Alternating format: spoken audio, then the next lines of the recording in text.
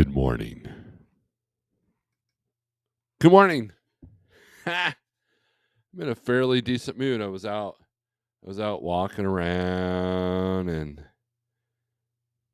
playing with the cat, as Thomas Wilson said. What's funny is in that video on the small channel, I played with this machete looking thing, right? And that was the thumbnail, and I thought, man, that kind of looks bad when the title is walking around with a cat and then I'm showing a machete. Oh man. So I changed the thumbnail to my cup of coffee because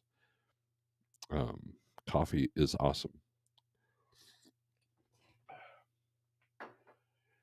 Anyways, good morning. I hope all is well. It's Friday. I've actually booked a few loads. Can you imagine that? I still got to book one more or two more today. And then we'll see what next week brings. And then after the 4th, I'm going to hop in this beast and see what gremlins lie. Unless someone wants to buy my truck for 50 grand. So anyways, good morning. I hope all is well with you. I hope you're doing okay. It's been an interesting week for sure. They drove some rates down again. So there's that. But did I give any coffee to the cat? No, I did not. You've always told me not to do that. So there's that. So good morning, Mrs. A. If you guys missed it, I did a live feed with the beautiful, lovely wife on Saturday, and then what I ended up doing was putting that on the members only on the replay, and she enjoyed it. So, whoops, close that. I wonder why. So hit save. Hit details. All right. Sorry, I'm kind of slow on my game this morning. So there's that. All right. So we've done that. So, but no, we did not give any coffee to the cat, nor did I use the blade on the cat itself. So there's that. All right. So let's go over the comments here, and then we'll. I want to talk about something. See if I can find that email. Thomas Wilson brought up a point on the other channel about FedEx trying to get rid of 25,000 drivers. I don't know about that, and we can look at that, but not today. Let's see. And then no, I won't talk about that. Let's see. Where is this?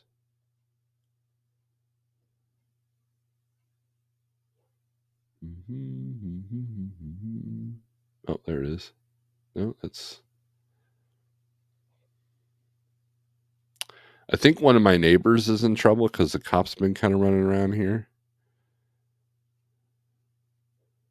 So I was just reminded because one of the emails I got about that. So apparently I lost that email. Anyways, let's do land.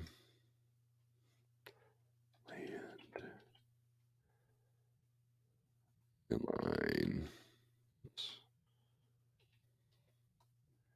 And the microphone is super sensitive right now.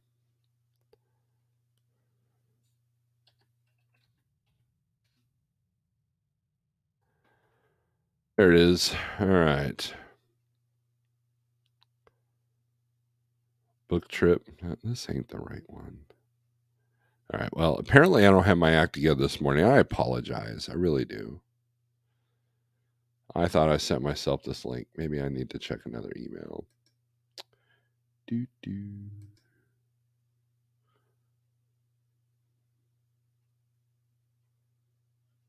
There. Nope. Shorty.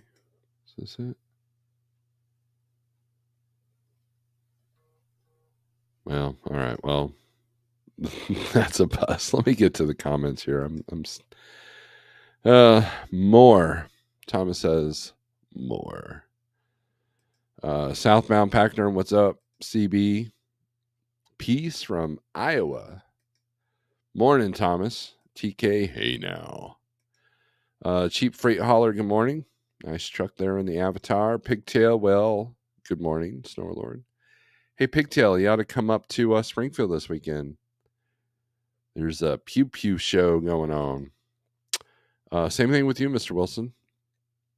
Daryl Worth, good morning, Steve. Jose, what's up?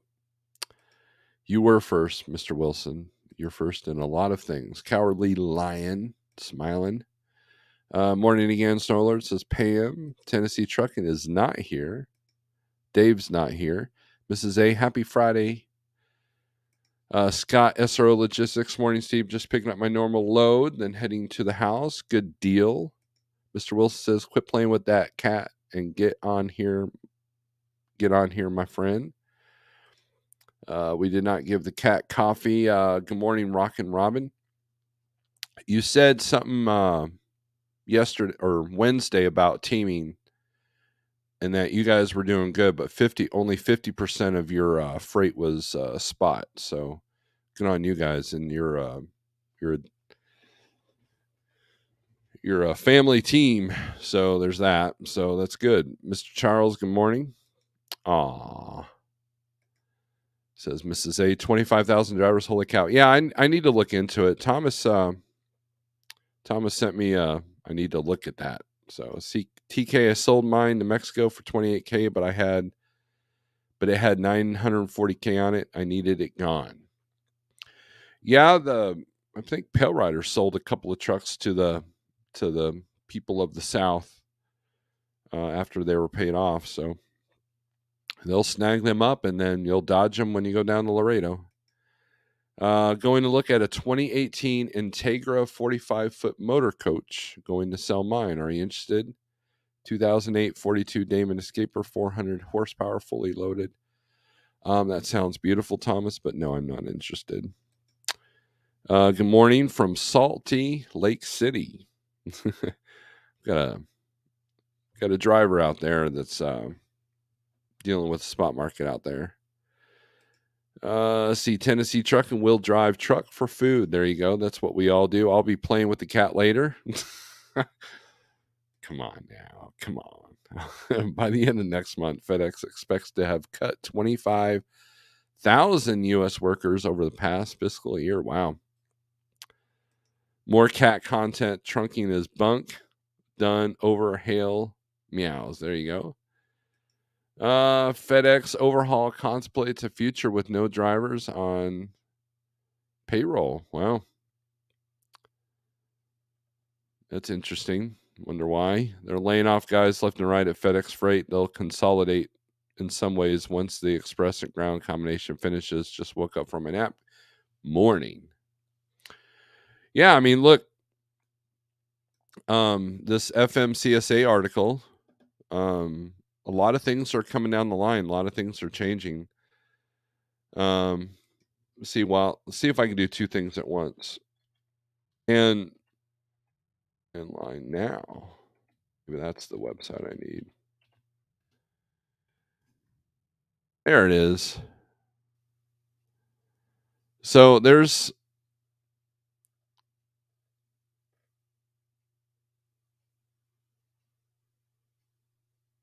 fixing to it's all nothing but podcasts. I want the articles. News. Man, this is what I get for not being this is what I get for not being prepared. Anyways, the gist is you got several things coming down the line. First, they're looking at proposals to make it harder for you to get your authority. In other words, there's going to be tests that you're going to do. Someone was mentioning it in my couple live feeds ago, a few live feeds ago, that's what's going to happen. So essentially, when you want to get your authority, you're going to have to pass a certain series of tests. Now, we all know that hasn't helped the CDL thing because we got a bunch of people out there that don't know how to drive a truck. So the CDL test, so who knows how effective it is. But the point of it is it's rulemaking that's going to affect how you do business. Like right now, if Jeff was to give me the bird and say, Steve, I don't like you anymore, go away, and I decide to get my own authority, It's $300 plus my down payment on my insurance. I'm good to go. Plus some forms. Yada yada. But they're going to make it to where it's harder to do that. The other thing that's coming down the line is speed limiters. They're working on doing speed limiters. They're going to tell you, the guy that pays $4,000 a month for that truck, how fast you can drive it. Now, they're going to claim it in the name of safety. Meanwhile, they're putting 80-mile-per-hour speed limits in a lot of states. So, you tell me what that's all about, right? The other thing that's coming down the line is mitigation, collision mitigation, automatic braking systems. Now, Schneider went through a phase, I did a video on it, where, and this is why I bought that piece of green awesomeness behind me, was because when I decided that I was going to get another truck, I was at Schneider, and they said, you have to get something with the collision mitigation system, because we're going to implement that, and you're grandfathered in with your old truck, but if you're changing trucks, you got to get one. So my choices went from 1,000 trucks to 3 that were available in my price range, and that was one of them. Of course, it's an X Prime truck, so it had the collision mitigation on it. And that's why Jeffrey Like left Schneider, because he had just bought a truck. Well, he just started leasing a new truck like 1 or 2 years previous to this ruling, and it didn't have a collision mitigation system. And basically, that was Schneider's way of saying, your new truck's not good enough. So they rescinded that, but then they put it back out there after a few years to give people the choice of buying a new truck or not. Well, they're going to do that for all of you. Every new truck that gets built starting a certain time, they're probably going to require collision mitigation systems. And anybody who's ever driven those in the wintertime know that they can be kind of a hazard. I have mixed opinions on mine. Sometimes I like it, sometimes I don't. If you're the kind of person that tailgates a lot, you're probably going to hate it. What I don't like about it is if it slams on the brakes when I don't need it to. Like a bridge sets it off, or a car cuts in front of you, because it wants to hit the exit. It just taps the brakes as he goes over. It's not a danger to you, but the truck goes, oh crap, next thing you know, half your stuff is off the bunk. Now, if I was a flatbedder, I'd be really worried about that. So I'm not a fan of that, right?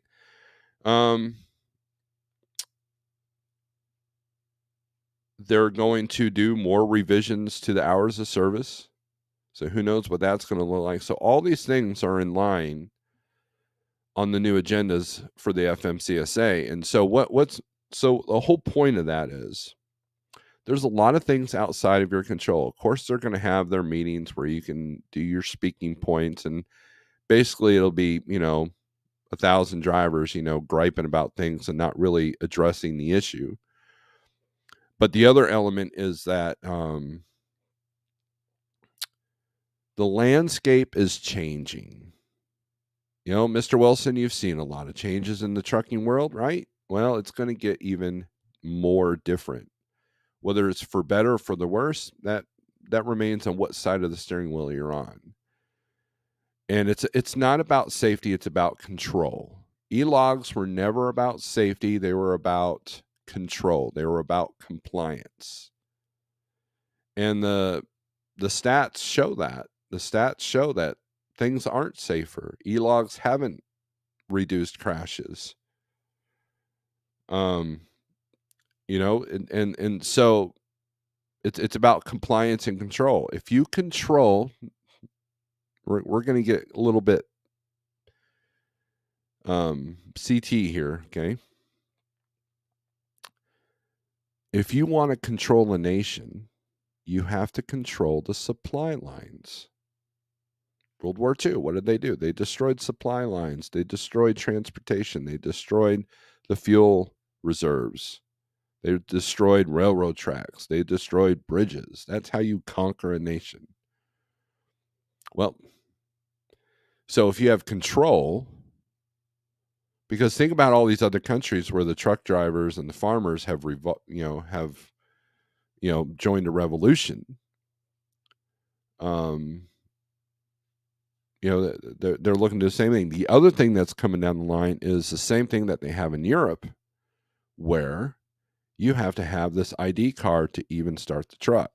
Don't believe me? Watch any European truck driver channel, and you'll see that they have to put a card in a machine before they can even start the truck and run it.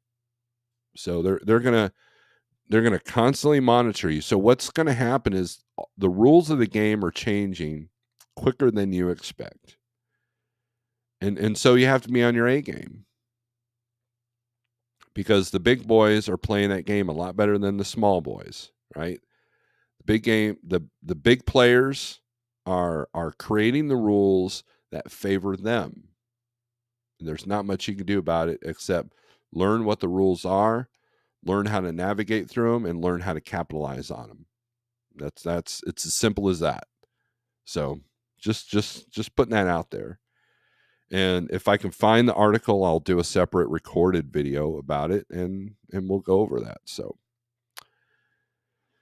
I like raccoon and cat videos, viral vid, baby. I have a dash cam video on this channel that is like 7,000 views when I looked at it this morning. I only put it out a couple of days ago, so yay! So I'm stealing the Bonehead Truckers vibe there. Buck Brown, morning from gloomy southern PA. They plan to eliminate humans in their network, going to be the first company to do it completely. Scott says he added another owner-operator last week. Yep. And we won't announce who it is due to respect to that owner-operator. Let's see.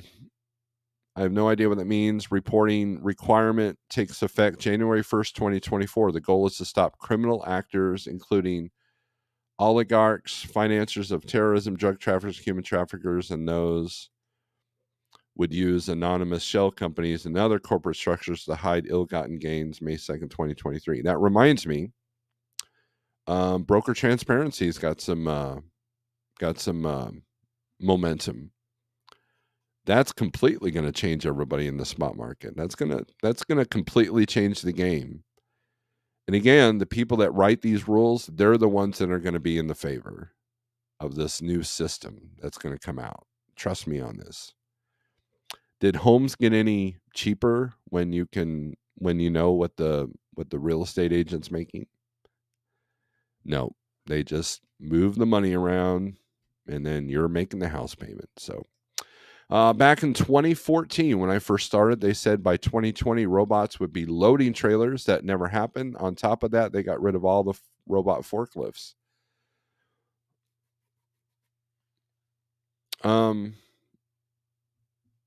Doesn't Niagara Water use the robot forklifts, or did they go to people?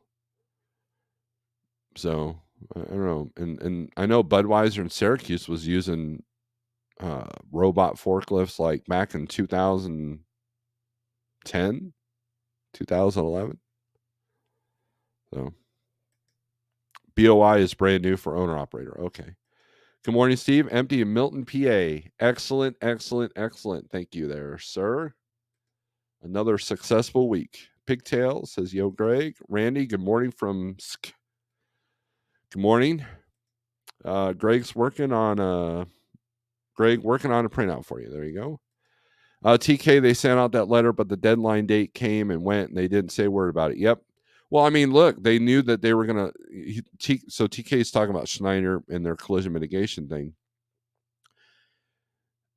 They had to go back. See, that's the thing with that whole Schneider deal, is that it showed that the people making decisions aren't in the trenches and don't know what's going on with their own company, because they were fixing to lose a lot of people when they did that. And so they were losing their capacity. And let's see here. That's just a Samsara alert.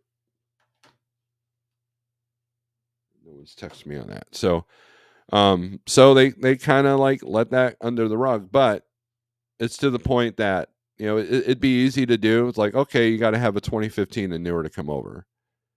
And of course, the majority of those trucks are going to have collision mitigation, right? So Mark P, morning from Philly, PA. I heard that they're getting ready to fix that 95 deal. Man, they got that done quick. A little too quick. I couldn't stand the beeping, but I was able to get the beeping turned off when then I could tolerate having it. I can say from personal experience that collision mitigation and smoothbore tankers do not play well with each other. That's the other element, Buck Brown. You bring up a very good point. The people making these decisions, they're not taking into account, that load of steel on your back or that smoothbore tanker, right? There's been a few times my truck braked and unexpectedly because there was nothing in front of me, and man, that could send a truck out of control. So it'll be interesting to see if crashes go up even more when they implement that. So if I was a tanker company, I would not buy a truck with the collision mitigation. If I was a flatbed company, I would not put collision mitigations on my truck. So yeah, or at least the ability to turn them off, right? The collision mitigation system on Freightliners are under a safety review because of the phantom braking issue. Yeah, there you go. So yeah, health passports are coming. You'll have to explain that to me, Edco. James Gibbons, it can be disconnected. The brain box for the mitigation system is behind the cubby hole above driver head. Pull that box, mount it up on the roof. Just reach up there and unplug it. Did I hear revolution? I'm in. I don't really care what we're revolting against. Let's just get rowdy. All right. You and CB, you and I, me too. I have freedom seats just itching to be planted. You guys trying to get rid of my monetization. They use the robot. Yes. Okay. Niagara uses robots, but it doesn't work in LTL where you have to deck and secure freight. I think that's what they found out. Yeah. Well, it's just like, what they're going to find out with the battery powered trucks. It's not going to work in all, it's not going to work in all circumstances. And the problem is that you have people making rules and regulations about things that they know nothing about based off of numbers and stats from large corporations that make money off these situations.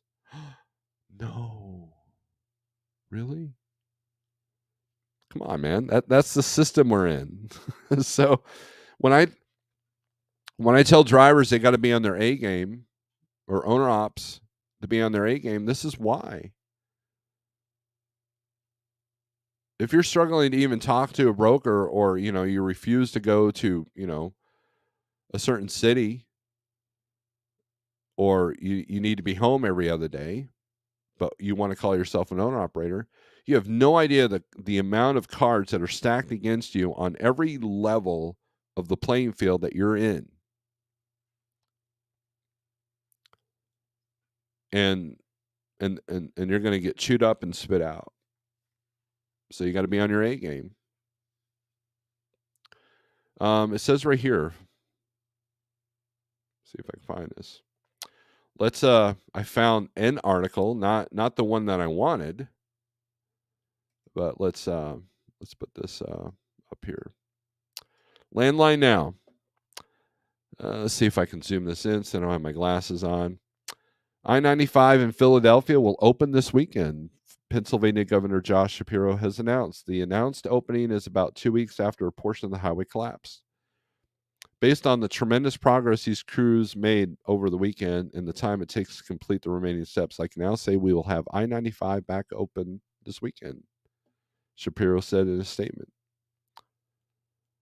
They worked around the clock, yada, yada, yada, and they're a week ahead of the 2-week timeline announced. So there you go. Of course, it talks about what happened. We don't need to get into that. I believe Pale Rider the retired trucker, did an article on this, or did something on this article. Pumpkin looking for truck. Lost a lot since downturn. Yes, the Facebook Schneider pages are full of people like, well, it's been real, man. I'm out. And A couple of people told me that at the Schneider yards, man, the trucks are piling up on the Schneider side, on the contractor side. The glorious Freightliner I'm driving has phantom brake issues. Helps keep me on my toes. It'll wake you up, right? When the truck brakes itself, I scream, "Thank you, sir. Regulate me more." Sterling. Hey, give me a call later today when you're not sleeping. The problem to all of this is greed. Well, yeah, there you go. CDN, I will watch the video that you sent me. I will watch it after this live feed. I want to pay attention to it. SST is in the house. Nice, lovely avatar. I emailed the link to you, short YouTube video. Okay, cool. I will take a look at it. Sterling, what's up? Says everybody. Word to you, Snorelord. Word to you. Thanks, Sterling. Oh, did he? I don't have the channel up here. I am slacking. Oh, I did gift memberships again. Thank you very much. I think it's interesting that when they do the random membership gifting, it picks people that are lurkers that never chat and may not even be in here all the time. So I appreciate that. Thank you, Sterling. That's a super chat that goes a long way because it might make someone go, man, that Steve guy makes killer member only videos, man. I'm gonna keep this subscription. Thank you. The gift that keeps on giving. So I appreciate that, Sterling.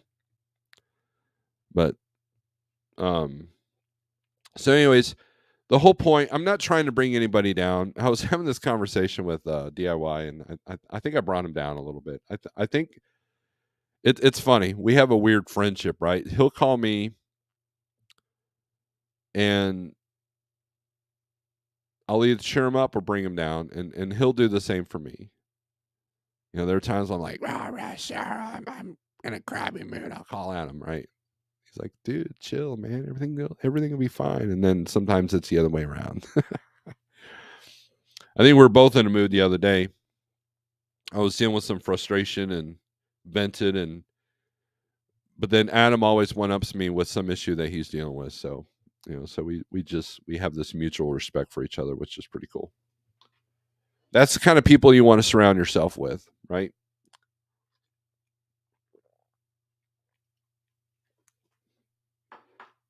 You know, people like him, Jeffrey Light, Pigtail, SRO. These are good people in my circle. Sterling. You know, everybody check out Sterling Wheels' channel. He's a great video editor, and he's a great creative person, and he is definitely underappreciated. And then CDN Freight Broker. He's been a great friend and wants nothing but to help me transition from whatever this is to whatever he is.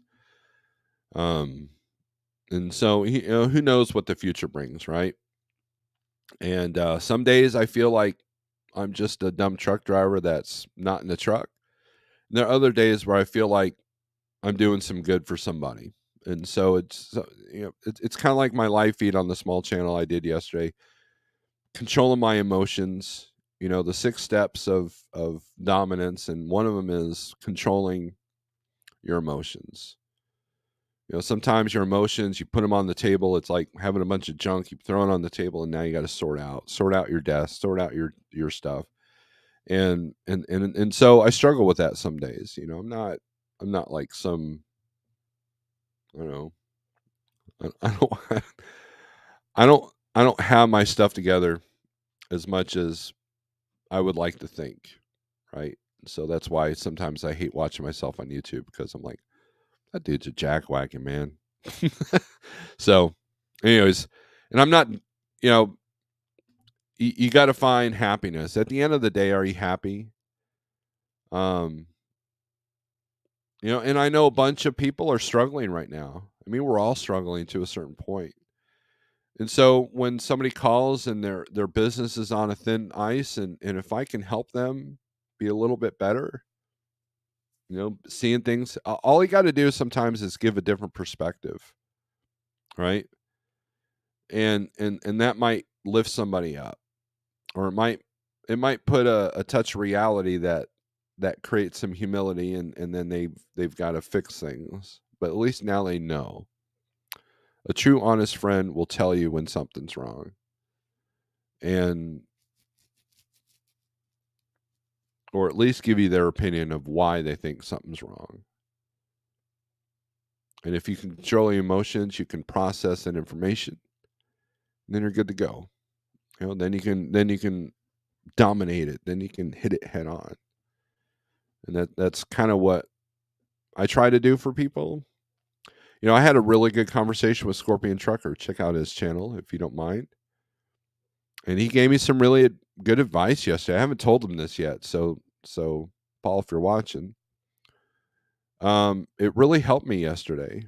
And then yesterday I saw some progress on something that's been bothering me outside of trucking. So it was good advice, and that's the kind of people you need to surround yourself with. So yeah. Sterling says the fun starts when you control the emotions of others. Be Godzilla. Yeah, that's true. I finished the book, Never Split the Difference. When's the review? Yeah, Pigtail was asking me about that yesterday. I am still I gotta really buckle down and finish this book, because I think Adam's waiting on me, because he's finished it, Pigtail's finished it, you finished it, my wife's finished it. I'm not too far to go, but I hope that you enjoyed it, Robin. I know Pigtail did. So a true friend won't bail you out of jail. He'll be in the cell beside you, right? You got to have somebody to bail you out. CB, what's up? Says Sterling. All right, so let's go over some low board crap. Thomas's favorite section of the video. And let's look at some market maps. I want to look at some rates, because some parts of the country, they're driving the rates down, and others there's not. They're doing okay. Now, what's interesting is Sage sent me an email chain from a broker that was talking to him about hauling bricks, and they were trying to push these loads for $1 a mile. And I emailed, response was, yeah, bricks are always cheap, right? But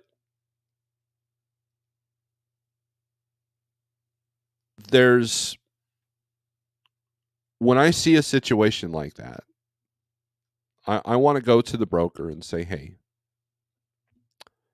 how many of these loads do you actually move? Be honest. How many of these loads you move? And then the broker like, well, I can move 3 a week, because I got this dedicated truck that needs backhauls, and I make only about $10 a load.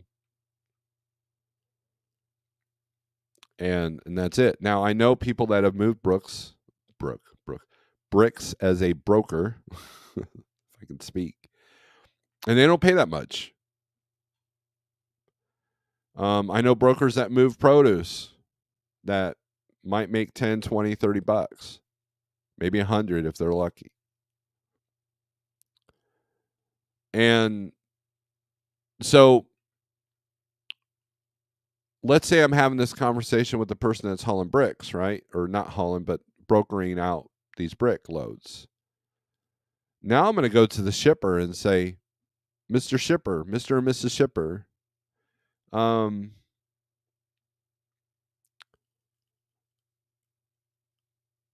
how are you able to convince brokers who can convince drivers to move this freight at such a low? How did you get your cost so low on shipping and it's successful? How do you do that? How are you able to convince a broker and a driver that to move these bricks at $1 a mile, and you have to tarp them and strap them and the whole 9 yards. How do you do that? Because that's where the real power is. If you can convince people to do things that lower your costs, and you can't fault the shipper for that. And so that's the kind of diving that thinking outside of the box can create. It's not just the broker being an ass. Maybe it is, maybe it isn't. But see, here's the thing though. You're not going to have that deep conversation with that broker. You're not going to have that deep conversation with the shipper. Unless you know somebody, or you can get your foot in the door, or you know how to schmooze. Because I don't know, if you look around, there's a lot of bricks everywhere. So somebody's moving them. I've hauled bricks, but they were a fairly decent price, and it was like an Uber load for Menards. It was Menards to Menards.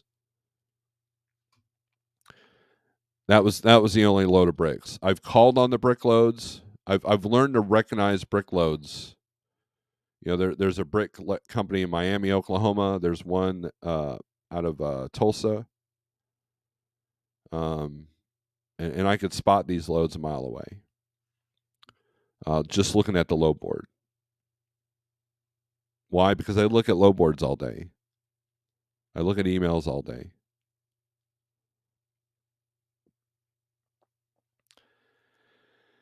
And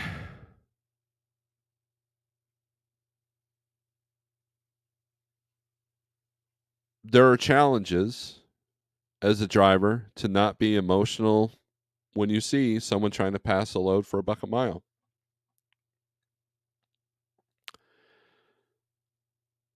I'm going to tell you a story. Here's where having someone that has some strategy. So let's say that you're a truck and you're in Denver and you don't run a run for $1.30 a mile. Well, if you can run for that $1.30 or deadhead to another area, you might make more money, right? So I have a strategy for Denver. Let's say there's a short load that goes, well, it's not really that short, but a load that goes to, say, Joplin, which is a better market. And then you can do your load to where you live, and you can you make your money, right? Now you're above the $4.50 a day. But then you take a high paying load up to Montana, but then you got a deadhead all the way home. You're still at $1. You're actually less than $1.30. So you have to review the numbers. You have to know the numbers, and you have to do the all miles. So you can kind of figure things out. And I had this conversation with the driver yesterday. He seems to be a very pleasant person to work with. And so, you know, we're learning, right? We're learning, he's learning. And this is a problem that I had early in my owner operator thing that I did at Landstar, was that I wasn't counting the deadhead. And so what was going on is you know, I figured out once I did the math that I was working for less than what I thought I was working for, because I refused to work for below a certain number. And there's a whole video on that Landstar, you know, why I failed at Landstar, that explains a little bit of that. And I'm going to go more into depth on a separate video on that. So, but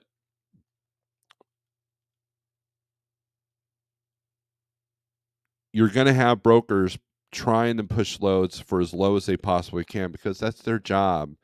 Their job is to save the customer as much money as possible. For some customers, and for other customers, it's about safe, on-time delivery, and that's more important. So there's more money on loads. Well, those loads don't hit the load boards as much as the ones that just need to be the cheapest and quickest. So just some food for thought. Ramen says, I finished the book, never split the difference. Oh, okay, I already read that. There was another one that you did. Oh, it's a great, really good and interesting book. Smart people make a bail bondsman their best friend. There you go. Did you see Mother Trucker's video yesterday about Kodiak placed an order for 800 self-driving trucks starting in 2025? They claim to have the freight already housed, supply chain way bigger than us. No, I did not see that, but it just makes me shrug my shoulders and see how that plays out, because the infrastructure has not been proven on these self-driving trucks. The infrastructure has not been proven on these electric trucks. And, you want to talk about putting all your eggs in one basket, man. That whole system goes down, all your trucks are down. That's the other element to self-driving trucks. If you get hacked, you're able, think about this. Let's say you're a company that owns 800 self-driving trucks and they're doing very well, right? And then some other corporation that hates your guts wants to put you out. All they got to do is hack your system and boom, now you have 800 trucks that go down all at once. Think of the power that could create. Think of the power of of having that kind of destructive control. Now, I'm sure there's smarter people than me that have thought of these things. I'm sure they've got it handled. But the possibility is still there, right? I knew a bondsman that would spring me with just a call. That was a different world, though. Budweiser here in Baldwinsville use robots staring at them now. Yes, I've been in there. Jordan, it's being weird. It's weird being in that warehouse. I went in there and it was like, this is eerie. There's a lot of activity, but like one human. it was strange. I got to see those in action. The only bondsman that I know back home has 3 titles. The other 2 are preacher and pawn shop owner. Good morning, everyone. Scorpion, on my way to Calhoun to deliver this morning, enjoying a cup of Joe. Starbucks. I was just talking good about you too, Scorpion, and then you throw that on us. Wheelburner, good morning. Beardless. Good morning, Wheelburner. Says Sterling, airplanes are self-driving. They still need a pilot, and they still crash. Yes. They have to land and everything. Kodiak is a software company to manage self-driving trucks, and they're trying to create a carrier with no drivers. Won't they need a pilot to inspect and open doors, etc.? Yes. That's the thing. You still got to put a person in a driverless truck for the first few years. So you're not really saving any money, because that person's got to be able to take control if the system goes down. Now, we were just talking about collision mitigation systems and how they do ghost braking. So that's a lot of the same technology that's going to be in these self-driving trucks. Now, here's the thing. There's all this argument whether it's going to happen or not. Oh, self-driving trucks will never happen, blah, blah, blah, blah, blah. Who cares, right? Here's why I say that. I'm not going to argue whether they're going to come into existence or not. I'm really not. Because it goes beyond my scope of understanding. Because if it happens, it happens. There's nothing you can do about it. There's no amount of echo chamber yelling on YouTube that's going to change it. All it does is show fear.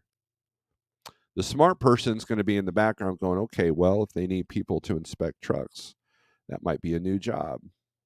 Or maybe they need maybe they need to have truck stops be full service again where someone fuels the truck. Or maybe there's maybe there's a different way to capitalize on that.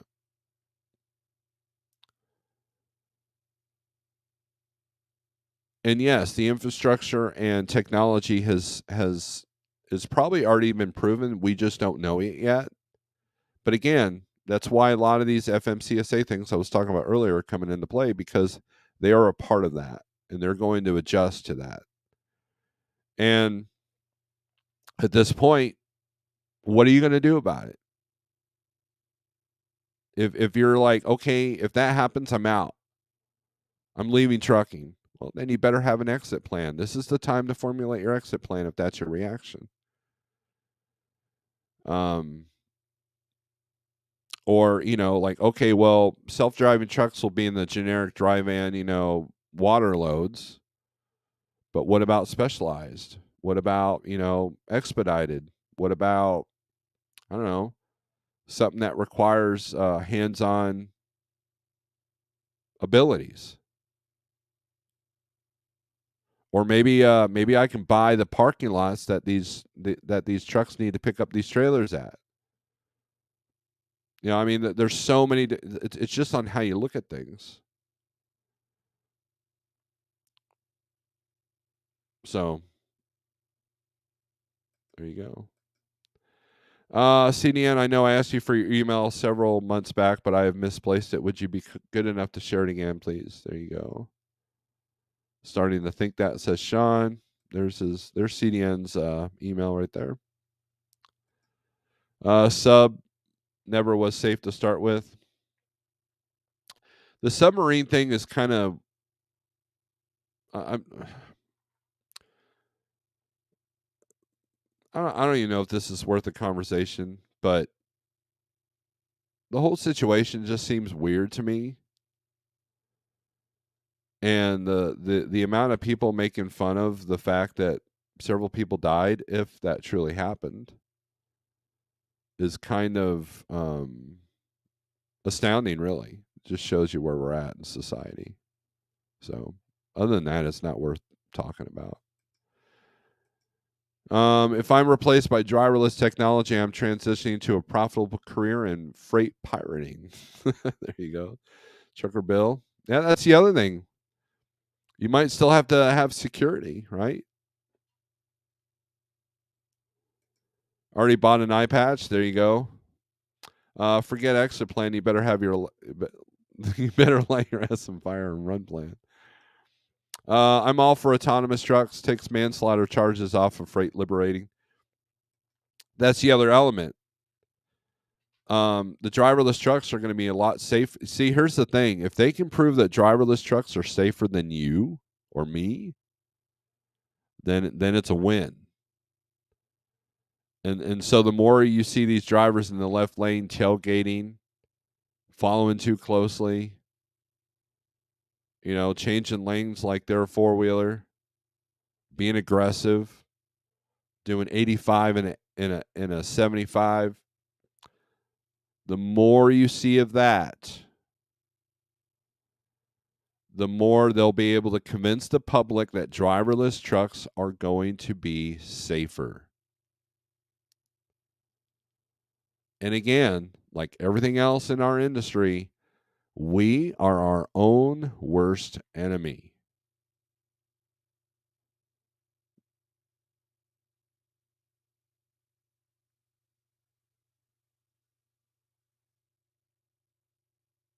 That's why we have e-logs. It's about control. But you also had a bunch of people trying to drive 36 hours straight. I know a few. So I mean, it's all about balance and control. And if they can convince the public that having this driverless truck, and keep them limited in the right lane at 60 miles an hour, man, the people are going to love that. Again, if they rewrite the system, it will not be in your favor. It's as simple as that. Man, that needs to be my new tagline on a T-shirt or something. Reality is not enough facilities have easy enough access for self-driving access. A lot of shippers would need to move to a new facility. And again, someone's going to capitalize on that. I agree with you. Do I think it's going to happen in the next, by 2025? That there's a whole lot of infrastructure issues that we're going to have to fix. And that's what does that do? As we're fixing them, there are corporations that are going to make a ton of money fixing those issues. because they're going to capitalize on this. It's a big money grab, and it's working. So, grave robbers get what they deserve. Not sure what that means for anything, but there you go. Better get them hazmat endorsements now. I agree with you, TC Boggs. I was talking to somebody yesterday about when I was delivering fireworks back in the day. And you got to do your checks. You got to have the book in the pocket next to you or in the front there, and with the paperwork at the mark where what you're hauling, and you got to have the bill of ladings, and you got to stop at railroad tracks, and is an autonomous truck going to do that? No. I mean, they'll have to program it too, but I mean, do you want a load of fireworks or a load of fuel on an autonomous truck? So, specializing, in the places that I delivered fireworks to, I mean, think about it as you go across the country. Where do you see these fireworks stands? Out in the middle of the field, out in the middle of, the side of the highway. I delivered it in Montana on a farm off of US 10, which was a gravel road. I mean, come on now. Autonomous truck ain't going to do that. It's going to be a long time before it's able to do that. But the more videos of Swift trucks being on walking trails, or the more videos of people, of drivers doing absolutely stupid things, and tearing up neighborhoods, and tearing up cars, and tearing up Walmarts, and pee bottles being left everywhere, the more that propaganda is out there that they're able to exploit, the more weight they will have to have people invest in the power of a driverless truck that will make the corporation more money and will take your job and change the landscape of what you're in. So in other words, the crappier we perform, the more we exploit that with all the videos and all the, oh, look how bad this driver is. Look at the pee bottles in the parking lot. Look how we trash this Walmart. The more of that gets out there, and the more the public sees that, they will beg. They will beg the government to take the system, rewrite it, and make driverless trucks a reality, except for the people that were smart enough to specialize.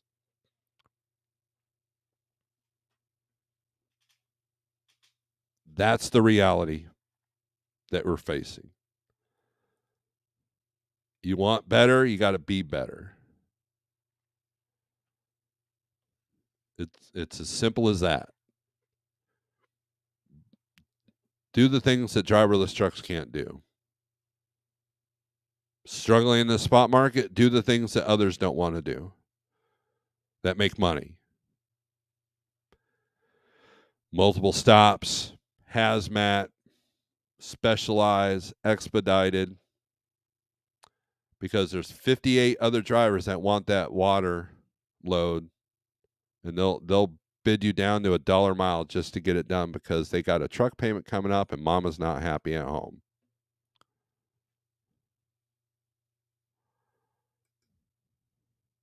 There you go, Max Force. You said, nope, I don't believe our politicians will allow an autonomous truck to haul hazmat for a good long while, if ever. If they're smart, but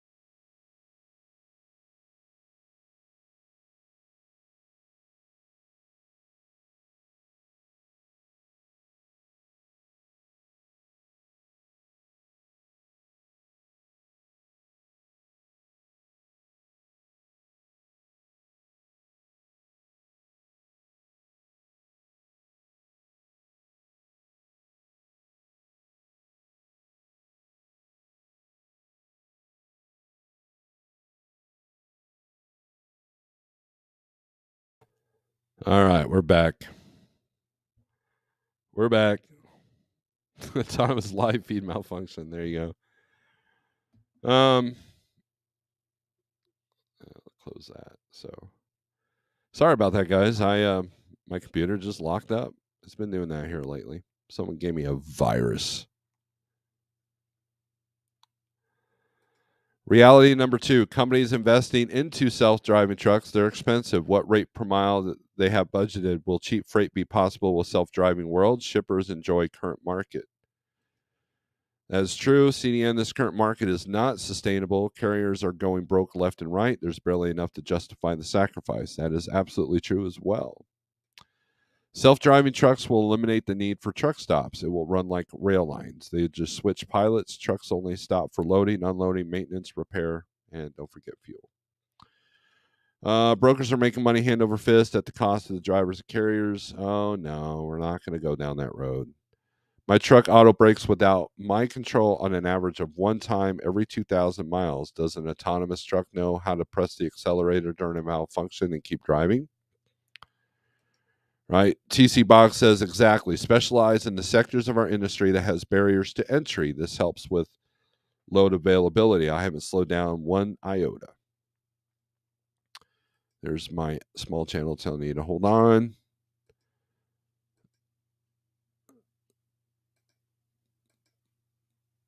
Freight moving 24/7, 364. Where do rates go? Right? Exactly. Freightwaves held an event all day yesterday. Greg Fuller and another analyst said the current market needs carriers to exit. What a crazy industry. Yes. Several brokers have said the same thing, that we need to lose about 25,000 in the industry before things can start righting again. My theory is become bulletproof. My theory is be able to survive regardless of what the conditions are. And what that looks like, you know, that's dependent on each individual.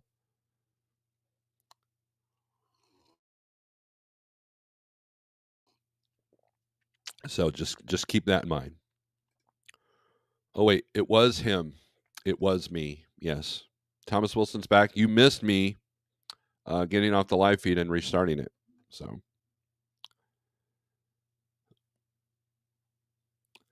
Thomas says, same old thing in trucking, ups and downs. Right. And that's the only constant thing of trucking, is that will always be changing. It's a constantly changing liquid form.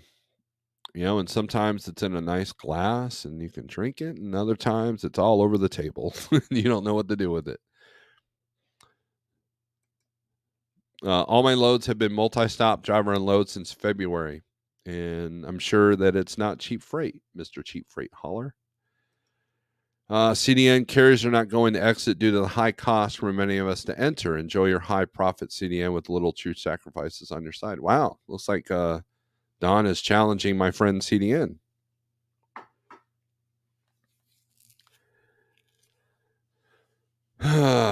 Well, maybe I ought to host a debate between you and CDN on my channel.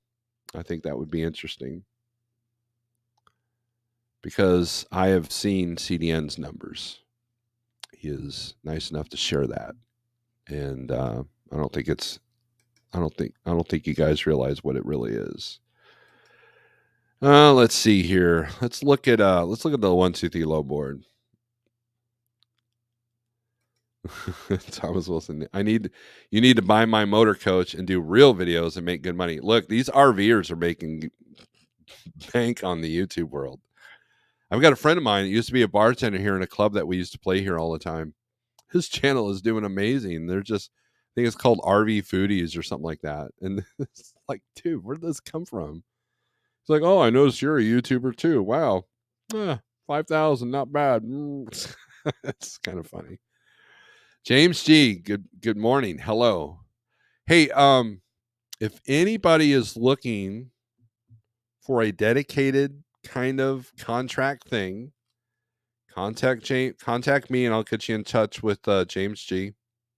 He was looking for a contractor to run some stuff up there in the Midwest. So, Shannon, good morning. It's about time. You are late, Shannon. Late. Trucking channels suck, Mr. Wilson. Did you ever wish you sold your truck? No. So far, I've not regretted it. And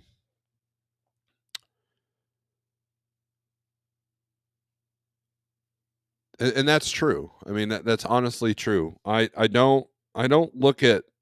I try not to fall into fear of missing out, because there was a time where I could have gotten about 90 grand for my truck and trailer together. And part of the issue is that the reason why I don't sell my truck is because I'm afraid. I'm afraid of losing my identity. I'm afraid of not having my safety net, because I see a lot of struggles in the spot market. I see a lot of people that are one breakdown from going out of business. And I see a lot of things coming down the line that don't sit well with me and make me warm and fuzzy.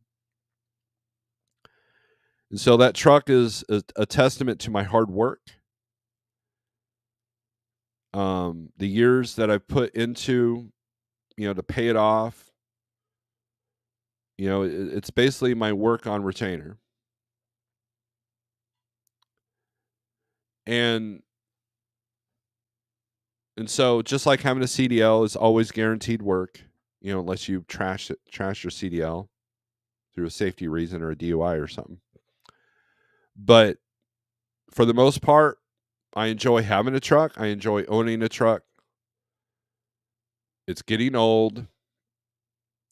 And there's a point where I've got to either poop or get off the pot.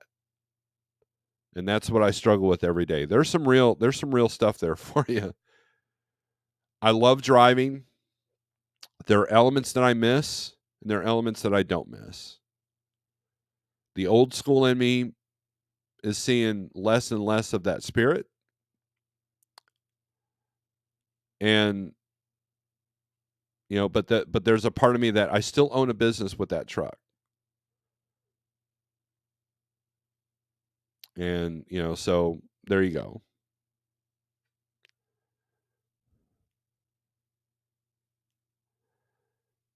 Never sell that truck. You're going to need it. I believe that's true, Thomas. I think that, I mean, I keep saying this, but usually something happens where I can't, but I'm probably going to be in the truck next week or next month. I'm sorry.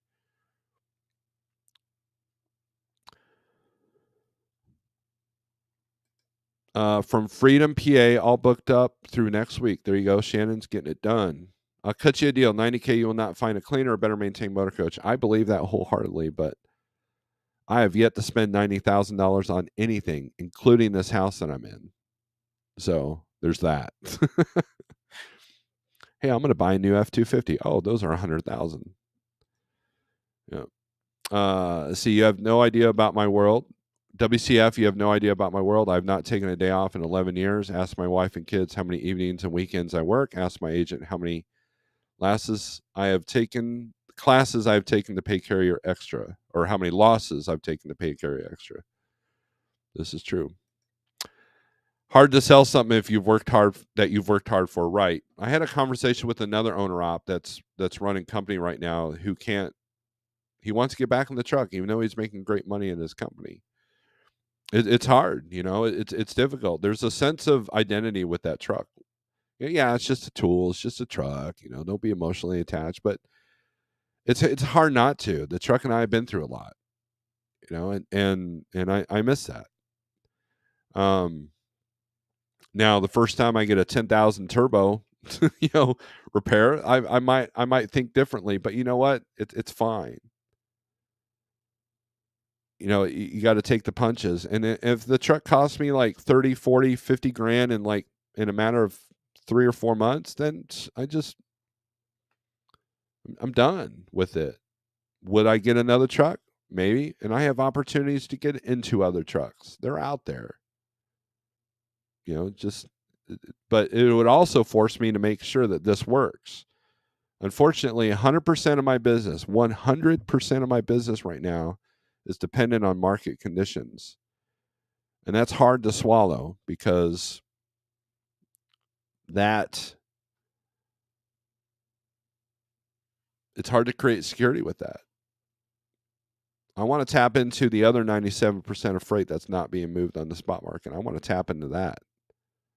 I watched a really, really great interview with a broker of a big brokerage yesterday that this guy came from being a truck driver and he built this family business and he pays the driver's fare.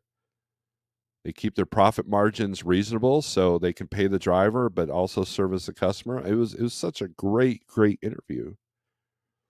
And I'm like, wow, that this is a person that has their act together. I'm just a long-haired dipshit in front of a truck that he doesn't drive, hoping that people listen to him on YouTube. So there's that. Thanks to inflation, that $90K could have gotten you selling your truck is now only 42. I'll be lucky if I even get 42 for it if I was trying to sell it now. Definitely not getting old. I personally like early 90s trucks, says Tito. Hang on to your truck, send the kids to CDL school, and dispatch the family. I wish I could do that. If broke, okay, so CDN and WCF Invader are having their debate on here.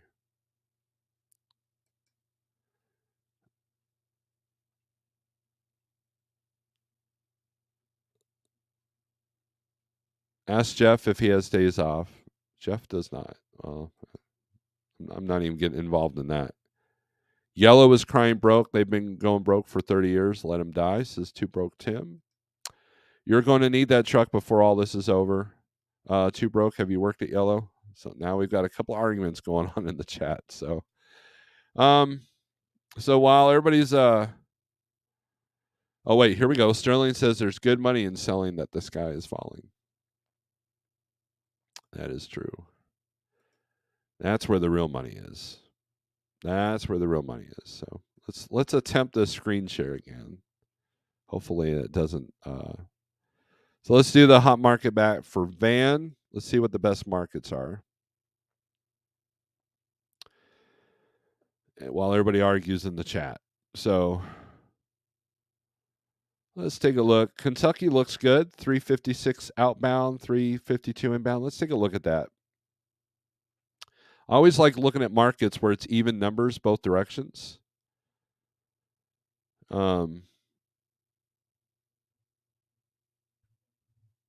If you're going northeast, you can get north of $2 a mile. If you're going to the Midwest, looks like you're in the 180s. Oh, here's one going for 220, but that's only 650 for the day. We're going to be quick with this because I got to get to work. Believe it or not. And then I plan on cutting up some more live feeds and putting up as separate videos. And then I have a couple of more members-only videos. So make sure that if you got your gift membership from Sterling, to tune into that. Here's a load that picks up at 8 to 3. Deliver next day between 7 and 4. Palletized, no touch. This picks up on the 26th. Picks up on Monday. So if you're looking for a Monday load, this might be your deal. Double and triple check your broker credits, whether you factor or not. And even if this says pre-approved by Thunder, you need to still check if you're part of Thunder funding.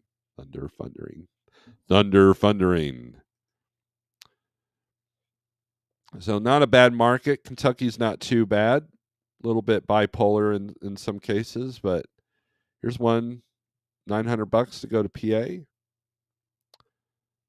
Let's see. So the average, and then the inbound to go into Kentucky, you're looking at, here's a low for 99 cents a mile, but it looks like it's a partial.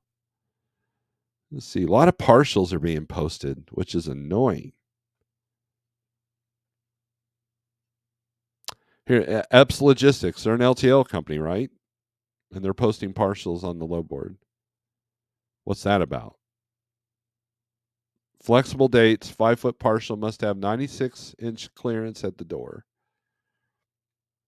Now, if you're driving a So you might be able to do this with the hotshot van, maybe.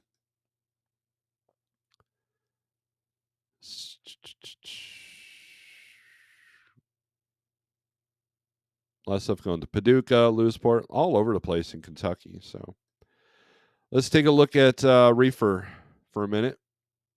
And again, I'm making this quick because I got stuff I got to do.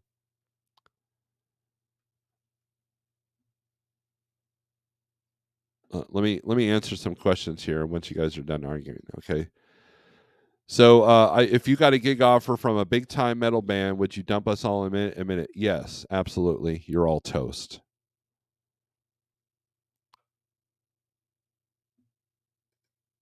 Epps is TL. I thought they were LTL. Oh, I'm thinking of something else. But either way, they're posting a lot of parcels. All right, so I'll let you two argue again. Let's take a look at Missouri in the reefer world. Man, hold on. Let's back that up here.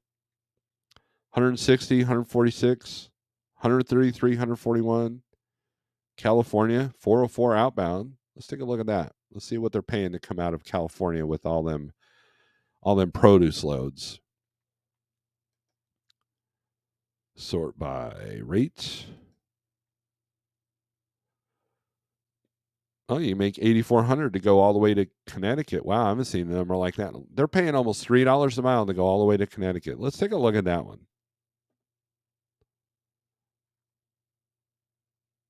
I haven't seen a number that high in a long time. Yeah, the cargo chief's at 7, so it's ice cream. I wonder if it's multiple stop. General transportation, what's their credit look like? 97, sorry, 97, 26 days to pay. They've got a B with Thunder. There you go. That's not even produce. That's ice cream. It's like they got several of these. They're all for Tuesday, Wednesday, next week, right? Or no, that's what's the date today? Today is the 23rd. So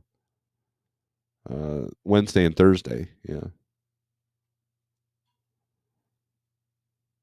A lot of stuff for tomorrow. They're paying $7,000 to go to New York, $7,000 to go to Philly. It's finally actually so here. Check this out though. When you see that, let's go to inbound California. Look at those rates. Here you go, Fort Recovery, Ohio to Fullerton, California. You probably get them up to $2 a mile, and then you can grab 3 to come out back to the Northeast. That's some good money there, I think. I don't know. You might be like, dude, you know what I'm talking about. But yeah, $1.32, $1.53. These are van looking rates. $1.25, all the way from Pennsylvania. $1.36, $1.21. These are all posted rates. $1.40, $1.32. Oh, here's one for $1.04. Let's take a look at that one from New Jersey. GIX Logistics. Van or reefer, dry, set temp per BOL. So that's probably why it's so cheap. Jersey's hard to get out for good money, unless you're specializing. Here's Andrews, North Carolina to San Jose, California. I have an old acquaintance that lives out there. Cargo Chiefs got it at 52. They're posting it at 29. Look at that. That's a huge difference there. Huge difference. Pivot Supply Chain Solutions.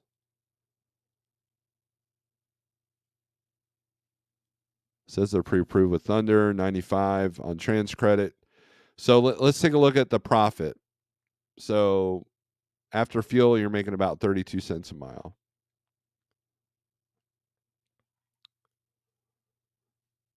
I don't know how many operations can survive on that long term. You might do it for one run, but can't do it over and over and over and over. If you can, I would love to learn how. I would love to learn how. I would love to be that guy that figures out how to make a business live on 32 cents a mile.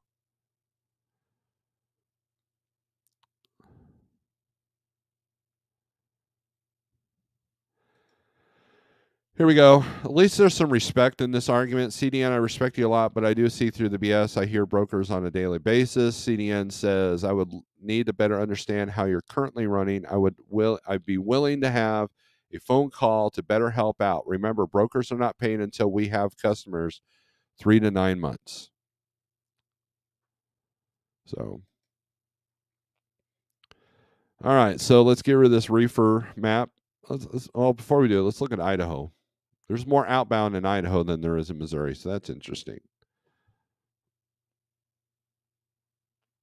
You got stuff coming out of Nampa, Burley. Let's take a look at this Burley load. I think I know what this is. Going to Medford, Wisconsin. So you're going to a decent market, 26. Normal's about 28. Dairy product. Some mountains there, and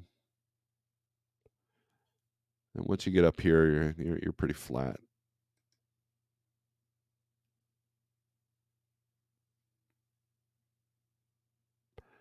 Burley, Idaho to Billings, Montana. Paying $3.90 a mile.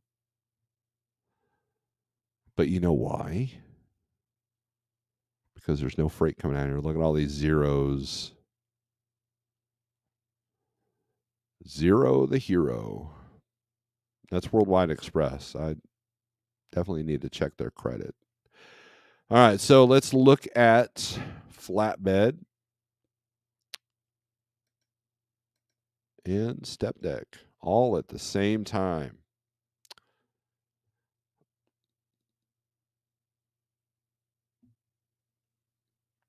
Let's see what Oregon's got coming out. Holy moly, 340 loads coming out of Wisconsin or Oregon. I'm sorry. Let's sort this by rate.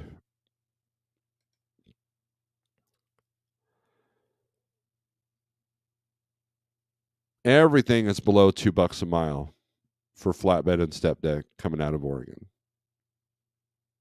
Everything. Oh, here's one for 360 a mile. Let's take a look at that one. Hillsboro, Oregon to Chino, California.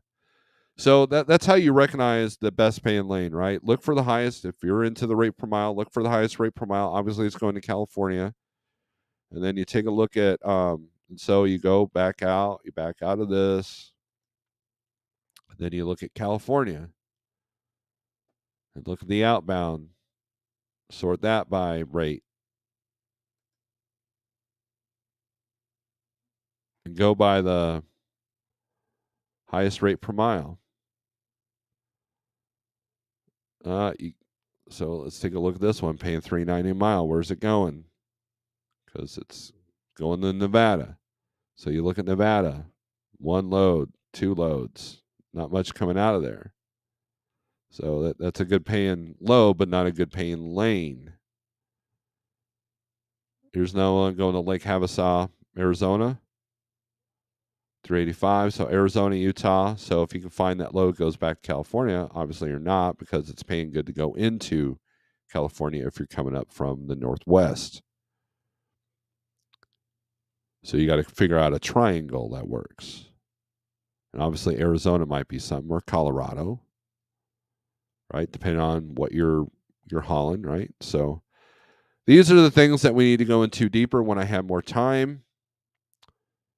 And we'll see what happens, right? Watermelons are moving in South Georgia right now. Looks like they're wanting reefers more than vented vans this year. Yeah, because it's so hot. Vented van can't haul watermelons if it's 100 plus degrees. There's only a certain time, small window of the year that they can actually pull that off. And it takes watching the weather. So, but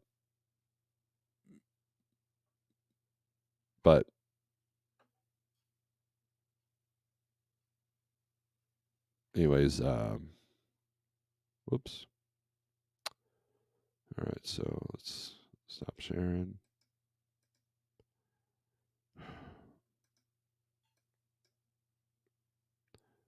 Okay. All right. So sorry, I had a new window pop up. Anyways, everybody, thank you for watching today. I hope you had some insight. I hope I've made you think about some stupid stuff.